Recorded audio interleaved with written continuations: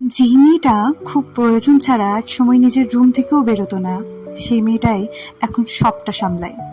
যে মেয়েটা একটা সময় ছোট থেকে ছোট্ট জিনিসের জন্য অন্যের উপর নির্ভর করে থাকতো, সেই মেয়েটাই এখন নিজের জীবনে স্কুলের ডিউটি হোক, মায়ের শরীর খারাপ হোক, সবজি বাজার হোক, রান্না হোক, সবটা সামলায়।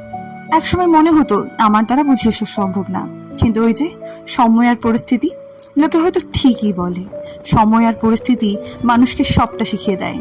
তাই সময়ের থেকে বড় শিক্ষক আমাদের জীবনে হয়তো আর কেউই নেই।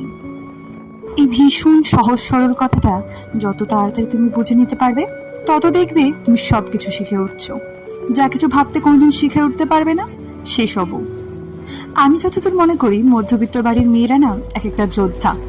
কারণ ওদের মধ্যে একটা অদ্ভুত ক্ষমতা থাকে সব জায়গায় সব কিছুতে মানিয়ে নেওয়ার, যেই মানানোটা সবাই সহজে করে উঠতে পারে না।